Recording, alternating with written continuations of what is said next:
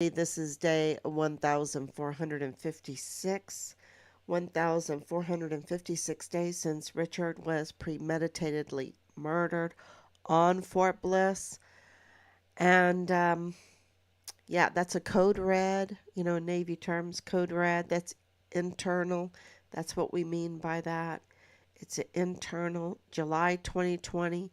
And we have been working day in and day in and day out, only taking a break on Good Friday, um, to expose, to uncover, first investigate, right? First to identify the crime, then document the crime, and so you have to investigate, um, you have to identify, you have to know what you're looking for through all of the fog, and stay very focused um, on the goal, which is to find Richard, to bring Richard home, to hold those that did this despicable crime accountable. And, so to stay focused like this, um, day in and day out, this is what we've been doing. And this week has been really an incredible one with the RNC following the assassination attempt on Trump. And I want to talk about the assassination attempt on Trump. I want to talk about the FBI interference. So let's see if, doing this day in and day out, we have really gathered one amazing community. I call them the communion of saints, right? The communion of saints all over El Paso, all over, that whole area of New Mexico and El Paso, and even some in Juarez. And then, of course, all over the world, all of our friends, all of the brain power, all of their professional experiences, all of their gut feelings, um, coming together, all of their investigative work coming together, all the courageousness of people coming together. And so this week has not been any different. We have received information from all over about, this Trump assassination, the FBI interference, allegations, I want to say, because everybody is innocent until proven guilty. Um, and so let's see if I'm on. Good evening. Thank you. Thank you so much. Yeah. Yeah, my voice is still a little off, but oh no, every day we're coming on here every day. And which, I'm not going to lie, it's been incredibly hellish.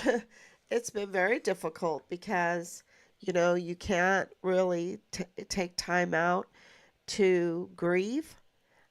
Couldn't take time out to grieve my father. Um, you can't take time out um, to even be a little under the weather, or when you have a sore throat or, stuffy nose or whatever. But that's okay. God provides, and uh, well, it's not okay, right? It's like you're in prison, and I'm not the one to try to play victim or anything like this.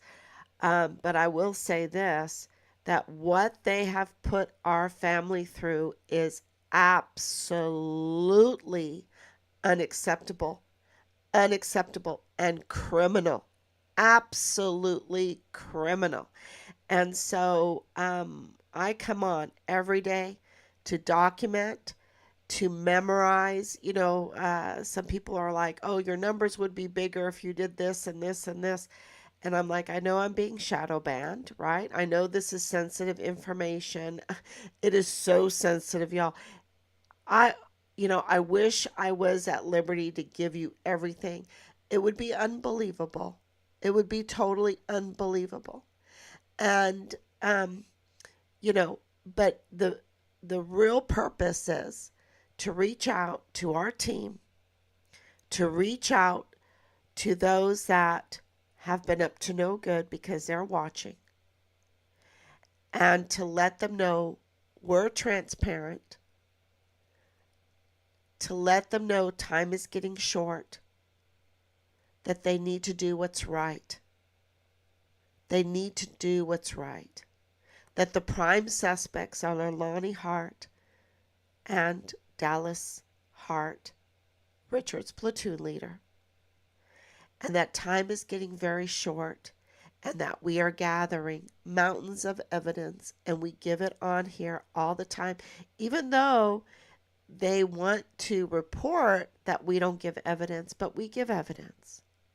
And we have even more. We have mounting evidence in the back. And we give that mounting evidence to the authorities. Even though the authorities, we've been told over and over and over again that they're up to no good. The authorities are up to no good. And why are you, working with them? Why are you giving them? Why are you using the system? Because this system is ours. This system is ours. It does not belong to the evildoers. It does not belong to the criminals, to misuse, to manipulate, to weaponize against innocent people. This system belongs to us. And we have to use it. We have to learn how to use it. I've had to learn how to use it. And we use it every day, and we report and report and report, because you know what our Lord says? It says even the unjust judge has to give the old widow justice, has to do what's right, because the law transcends the evildoers. The law transcends anybody that's holding an office or in a position that is up to no good. And so this system is the American system. It's a good system. It is based on the Ten Commandments, based on that every word of God is a law word, that there are ethics, that there are morals that we have to follow, that there are boundaries. And we've succumbed to a certain degree, and handed over parts of our system and let them use it and manipulate it into something that it was not. And that's why I have behind me this picture that I was painting. Let me see if I can move this a little bit. I'll hold it up. Yeah, there it is. Of Theodora and Justinian, the Justinian Codex, because our system was built on Justinian Codex, which was built on every word that proceedeth from the mouth of God is law word. Okay, and of course, Theodora and her story has always been an inspiration to me. I've been touting it for years and years and years. Ask my children. She's like my hero because of what she overcame, and the absolute influence, the good influence that she had on the world, on the Western world. Most of the Western world was built on her influence and on her family law, right? On her family law. And that has been the number one attack from the evildoers, is on the family law. And so it's something that we have to get back to. Absolutely. And so today I want to talk about, with that said, and I didn't mean to say all that, I'm not speaking on script. I just come on here and I have this idea of what I'm going to say, what I want to talk about, what has happened in the last 24 hours, what has happened in the last, few days that I didn't really want to reveal until I got more information. And I, need to put some screenshots up and all of that, but I'm not prepared. All of that takes time to prepare, and things are so busy behind the scenes because we are using the system. We are documenting all of this and writing all of this in letters and sending them off. And we continue to do our open records requests because our system is transparent and the records are open for scrutiny, for the people to look at them and scrutinize what our servants are doing, right? And when I say servants, I mean those that are in service, in government service to the people of this country. And so we are always writing these open records. Sometimes they're not answered. We've got absolute people that do not care about the rule of law, and then we have to answer to them the time it takes. And I was listening to Trump's speech last night, and it was like the time that they take to manipulate and do their evil deeds, if they would use that time to do something constructive, to do something good, right, we would be so much better off. But they tie us into knots. They gum up the whole system, and then we have to ungum it, and it takes time. And that energy could be used for something better, right? Absolutely. But here we are, and we're ungumming things, and we're asking for open records because we want to see and understand what is gumming it up, who is gumming it up, who is obstructing justice, who is tampering with evidence, who is tampering with files, who is up to no good, and who is. And this is why open records are so important. And I hope that you do not be afraid to ask for open records, because it's your right. It's our right. It's your right. It's the people's right here in this country.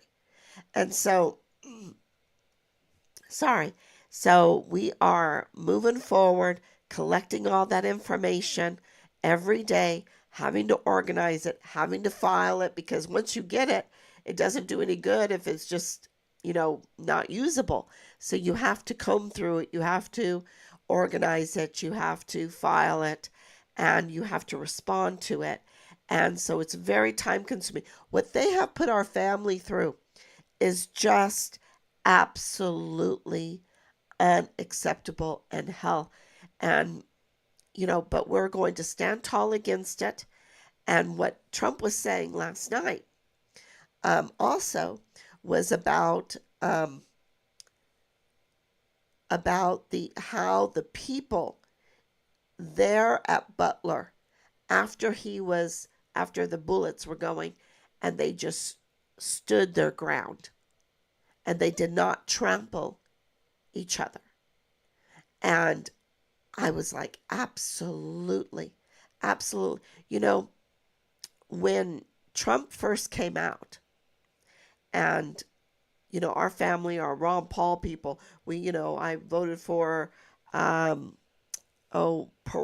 right? Ross Perot. We're always like this outliner kind of people. But when Trump came out, he was an outliner, right? And so my daughter and I, we had the opportunity to go to one of his rallies very early on. I can't even remember the year, but I think it was in Orlando, Florida, and we went to his rally, and we didn't even stay for his speech, to be honest with you, because we were two women, and we're really strangers in Orlando, and with the roads and the traffic and all of that, and we wanted to make sure that we could drive away and get home safe. So we just wanted to go there and experience the crowd. We wanted to see what the crowd was all about. Who was behind Trump, right? And what we discovered is, and this is years ago, um, I can't believe that he's been doing this for so many years, but what we discovered was these were like the best type of Americans. I mean, like courteous, kind, easy to get to know, easy to talk to, um, sharing, you know, fun, um, engaging in deep, respectful conversation. It was really amazing. And we left there with such a sense of awe because it was very loving. And so then when, sorry, when all of this happened with Richard and things were happening with my father, and we were up in Virginia, and we were given an opportunity to go to the January 6th,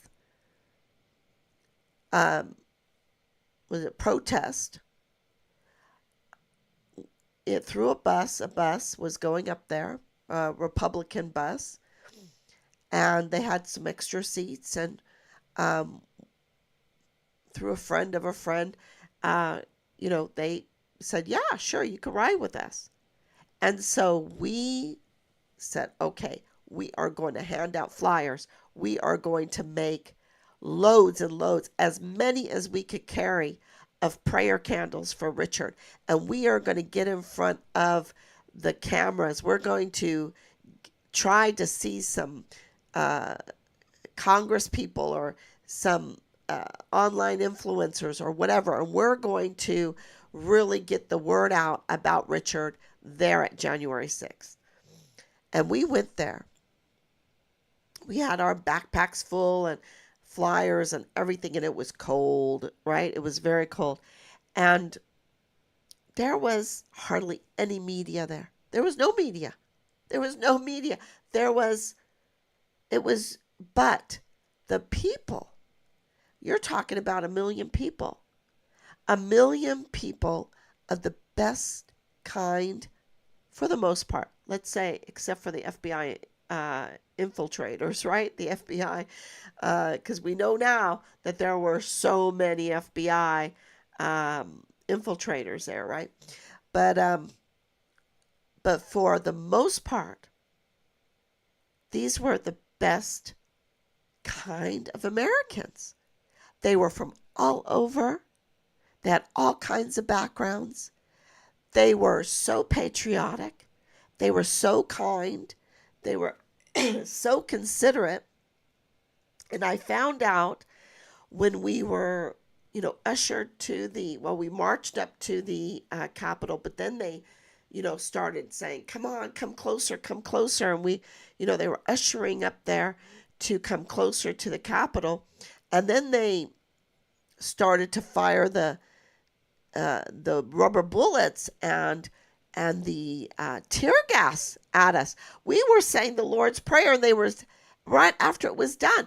They sent tear gas our way, and we were in this cloud of burning eye tear gas, and there was a person in a wheelchair and a baby in a stroller, and they tear gassed us.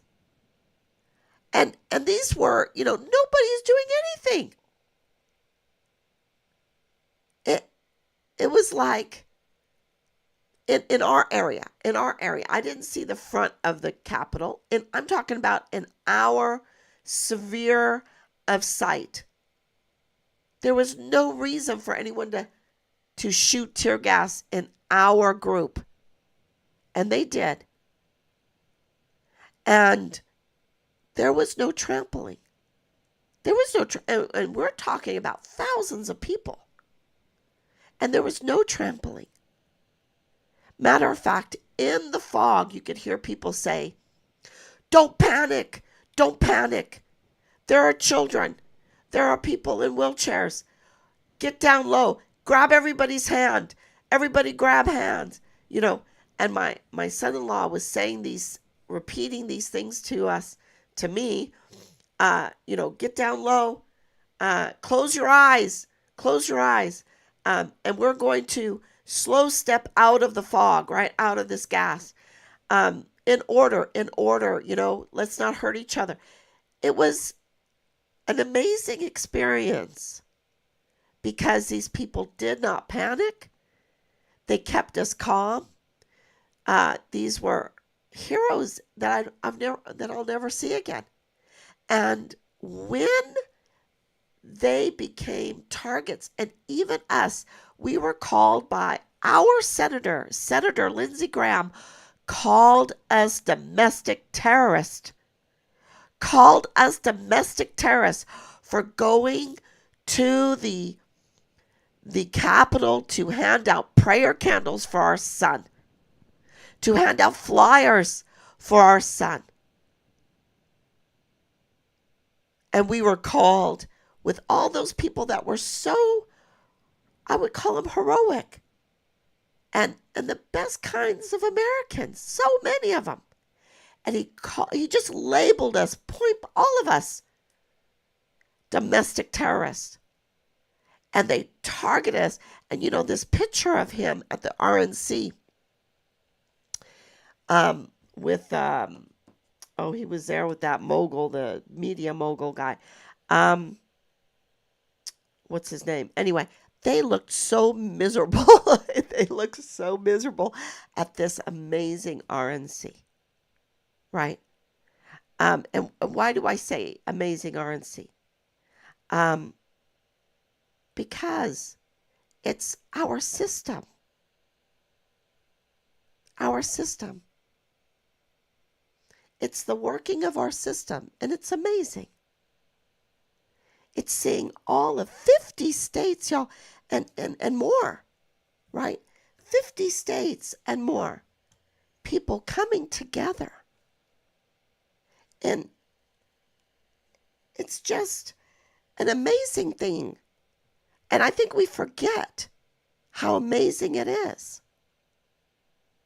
With all the delegates and all the votes of the people and how that whole thing works. And we've got to fight for that. And the DNC is coming up. And to see Nancy Pelosi, to see the leaders right now want to circumvent the system, right? Because that's what they're trying to do right now. They're trying to circumvent the system. We all know that Joe Biden has some problems. We all know that. We knew that a long time ago. But yet, they put him through the primary. He has over 370 delegates out of 380. Or is it 3,700 out of 3,800? Something like this. Sorry. He has an overwhelming amount of delegates. He can't be beat. That's through the first vote. The first vote, the way our system works. Those delegates came from the votes of the people during the primaries, the Democrat primaries. To try to get him removed right now is a circumventing of our system. What are they doing? What are they doing? And to say he is not fit to be their candidate is also to say he is not fit to be their president, to be our president. That's what they're saying. With all of these leaks and all of their manipulating, they're so exposed. They're so exposed. And then the other thing, and this is from Jason Miller. He was on Fox News, and I thought he was just absolutely interesting what he was revealing to us about the system. And he said, the hundreds of millions of donor money, these are Americans donating, whether you like them or not. It doesn't matter. But they're donating to Joe Biden. And if he is not nominated, right, that money goes to the DNC. It does not go to Kamala.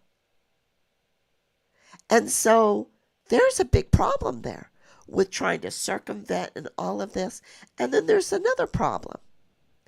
Joe Biden, whatever you think of him, he cares about his legacy. You see, I talk about legacy a lot. I care about legacy. I care about Richard's legacy. I care about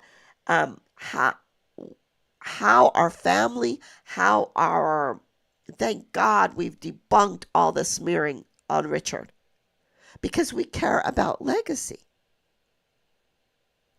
We care about our name, how we are remembered. And Joe Biden cares about his legacy, and he knows it. And it will be a huge surprise to me and to many if he willingly gives up in the middle of this and leaves with his tail between his legs in shame or humility. I mean, it's just embarrassing. I don't think he's going to do that. I don't think his family will let him do that. And, and the DNC leaders know this. So, this is really very important to segue, that's a good word, segue into the next, because they're in a pickle. They know they're in a pickle. They don't have the brain power anymore. They don't have the strategists. They don't have the surrogates. They don't have the mechanism, because the system, our beautiful system, doesn't allow them to circumvent the vote of the people. It's a beautiful thing. And unless they are totally illegal, they cannot do it. Which is amazing. It's an amazing system. And it's one we need to protect. And so let's segue into the next, because they are in such a pickle, because the system won't let them flip-flop it out, do what their switcheroo, do a switcheroo or whatever you want to call it, right? Because the system won't let them do that, because the people, the system honors the people's votes. Then they're in a pickle. And so what are they going to do? What are they going to do? I don't know. I don't know. And so I just wanted to put that forward. Because let's talk about Richard's case. They were in a pickle. Richard came out shining on everything because he wasn't criminal. He was law-abiding. He loved our country. He loved the system. He might not have known the system as well as we, with a young kid, a young adult. But he knew law because I taught him. And he had a respect for law, and I know because I taught him. And he reported to CPS, he reported to CID, he reported to FBI, he reported to Washington, D.C. He reported to IG. And at the end, he even called 911 multiple times. He was under whistleblower protection. He was under whistleblower protection. And his security detail, on the day that he was forcibly removed and murdered, did not show up for duty. There was a breach in security.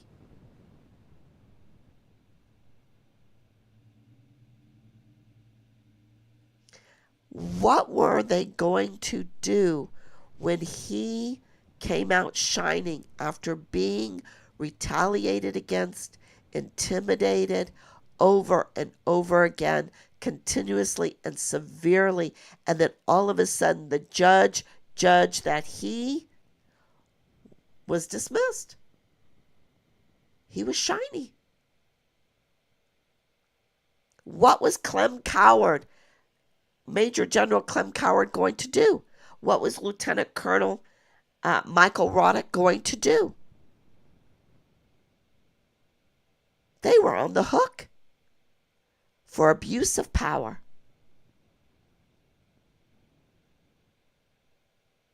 To one of their own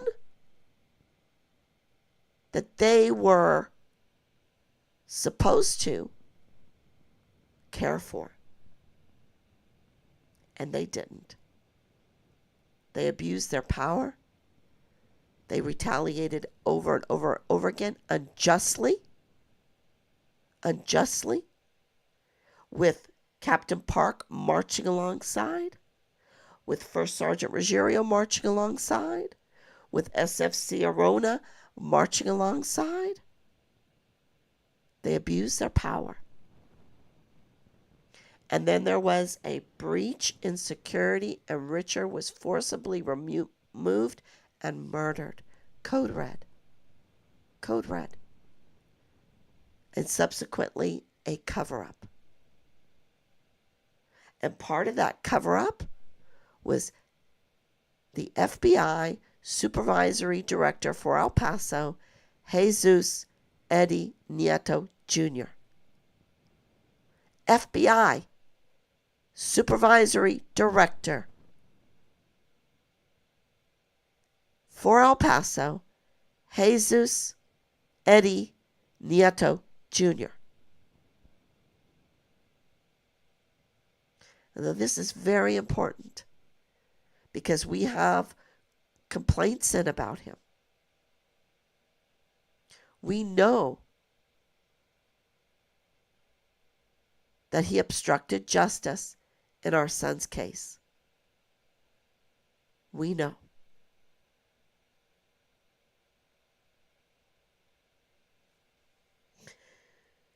So when we found out this week,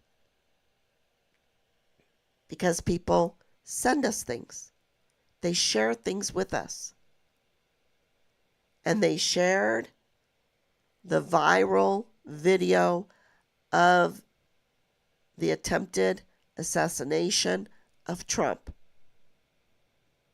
And we all saw it, a lot of us, most of us, billions of us. And they held up their fists. He held up his fist and said, "Fight, fight, fight." Iconic and totally genuine. That was so genuine. I mean, I think every movie director is crying, because that was so genuine. They could never have directed it like that. And we know things about the Walmart mass shooting. We know things about the connection of Richard's case and the Walmart mass shooting. We know people and we've reviewed it. And the target for the Walmart mass shooting, of course, was to divert attention, was to smear MAGA, was to affect the election against Trump. It's clear. Whether you're a supporter or not, it's clear. It's there. The evidence is there in black and white.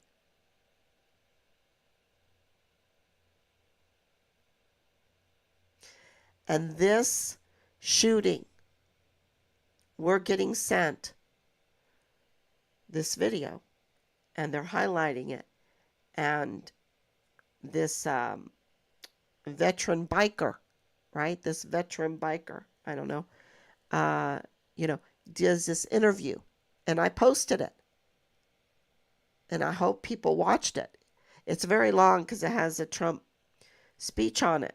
But just listen to the sniper interview. And they talk about this woman in the background. This Janine, right?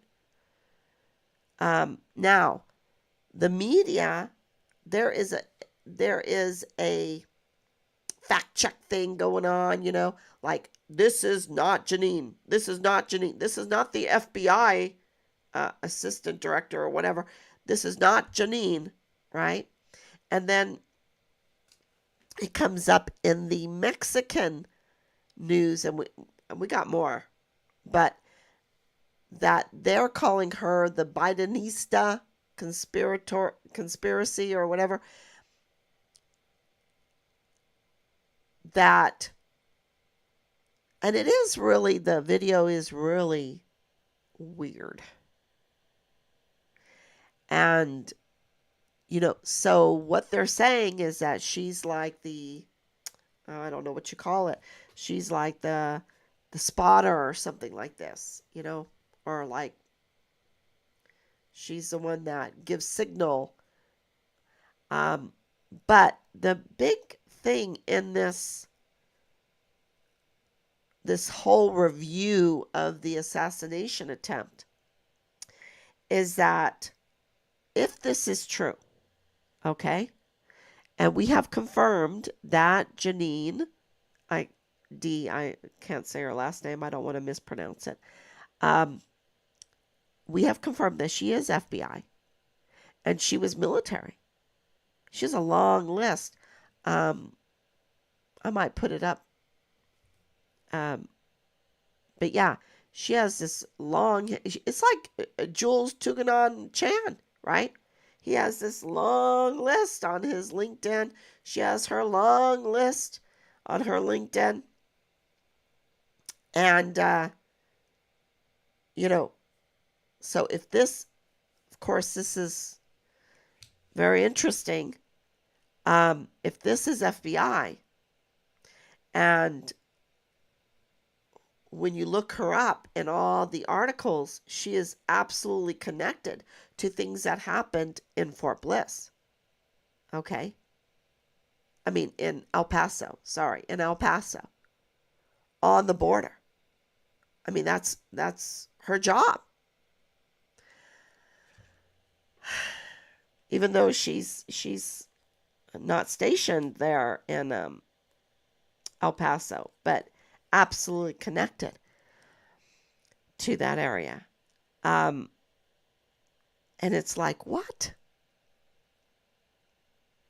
What in the world? So I just want everyone to stay tuned with what's going on. And what this does do is it does give us credibility as a family of Richard Halliday in our complaints against the supervisory director there at El Paso, Jesus Nieto Jr., because, people have called us, oh, you're crazy, you don't have any evidence. No, we have evidence. We have a lot of evidence. We don't make these claims. We didn't make these claims about the FBI without evidence. And that's on top of the whole thing with Nidal B'Aim, okay? That's on top of that evidence. We have even more. Mountains of it. And And so with this, I shouldn't say mountains, but we have enough. We have enough evidence that it is overwhelming and unbelievable. Unbelievable. I mean, why didn't he arrest Leilani? Why didn't he arrest James Hart? Why didn't he arrest Dallas Hart? Absolutely. Um, Thank you, Maria Elena Munoz. Thank you, Danielle, for your prayers. Thank you, Anicia. So, what this does do, this whole thing with this scandal again, with this investigation that's going to go forward, is it gives our evidence weight. And it might even connect it. We have more that is very interesting. And we know that Richard's case is totally connected.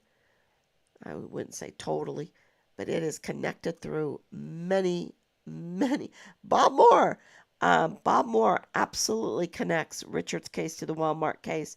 Absolutely 3905 Bliss Avenue connects Richard's case to the Walmart case, and there's more. And so our claims have more weight. And this is going to be interesting to see the congressional go through that. I think they're already going to have a congressional on it. I wish they would have a congressional on Richard. I don't know what that takes, but I think Richard's case exposes so much. I don't know if they know where to start with it.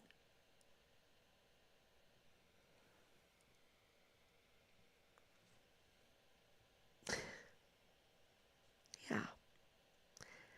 So, this group, just this is what everyone needs to know and to tell people about Richard's case. A rogue breakaway group from the original response team has the prime suspects in it in the murder of Richard: Dallas Hart and Leilani Hart. And this is this group: Bob Moore, Nick, Corinne, Amber, Ruggiero, this group that Jules Tuganon Chan, why he decided to go in that group. Maybe he was always in that group, right? It looks like he was always in that group. He just went in there so easily. Did he, he didn't vet it. He's security. He's an officer. He's trained. He's, all this he's supposed to look for. He didn't vet the group before he joined. I think he was always part of the group. So, and I just posted up something about him too. But I really wanted to focus on all the things that were being sent to us because they're talking about the shooter, which is Crooks. And Crooks to me is like a Crucius, right? Crooks and Crucius, they're so much alike. I think they were taken advantage of. I think they're not innocent, but they were taken advantage of. And a 20-year-old with all the things that he has, they're all things that they're talking about. Just like a patsy, a scapegoat, whatever you want to call it, but not a lone shooter. Not a lone shooter. And now, with the sniper, he even says there has to be a second or even a third sniper. And, you know, so they're investigating, I guess. They're investigating that because he was saying you cannot take 4 shots and then make an accurate shot with the recoil of that type of weapon. Okay? This is a sniper talking to his very professional with the most hits kind of sniper friends. And he's like, no, it doesn't work. It doesn't work. If it was his first shot, okay, maybe he would buy it. But it being the 4 shots and then this being the 5th shot, and with the recoil of the weapon, no way. He could never make that shot. He couldn't be that accurate. And so that's why he's saying that there is a second shooter and maybe a third. And, then you have to look at, there's talk about a water tower, all this. I mean, it's very, all of it is being investigated. And he's saying the water tower is too high because there would be an angle, right? And then he talks about this New York Times photographer that catches a picture of the bullet. You would have to have it on a certain shutter setting to get that shot. What was the New York photographer doing with that kind of shutter setting? I mean, he had a lot. This is not my questions. This is the sniper's question, right? The retired sniper, professional sniper. So, yeah, it was very interesting. And I would recommend you listening to it, because the one thing, and listen to everybody's point of view, because, there's a big point of view that says this lady is not Janine, right? That she's not the FBI assistant director or whatever. Okay. So, I hope not. I hope she's not. I hope she's not. But we're in a, it's just not absurd for that to be questioned, for that to be the case. It is absolutely not absurd for that to be the case in this time we're living in right now. And so it needs to be investigated thoroughly. She needs to be cleared if it's not her. And the security breach that caused all of this mess is also addressed in this veterans bikers video. And that's just one opinion, one conversation, but I thought it was really good compared to all of them that I listened to. And what does this have to do with the Richards case? It has to do with the weaponization, the abuse of power of people in our agencies that obstruct justice, and that it causes breaches in security, that a young soldier who is just trying to do the right thing, after being retaliated against continuously and severely, was forcibly taken, and we're told in uniform, and brutally murdered. And then a cover-up.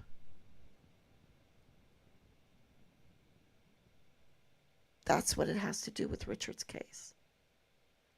So I thank you. Thank you for your prayers.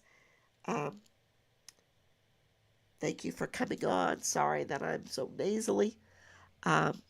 Tomorrow should be better. And we will be on. I will be on every day, every day, every day. This is my son.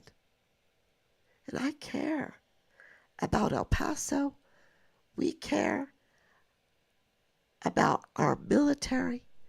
We love our country. And this is what happened to Richard and what happened to our family, what is happening to what they're doing is unacceptable.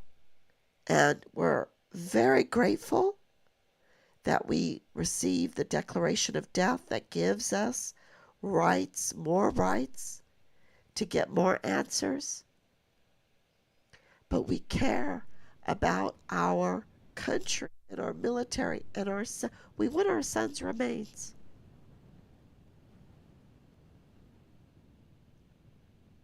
And for them to keep our sons' remains from us is so evil. So keep praying. Thank you so much. God bless you. Please share. And I will be back tomorrow, God willing.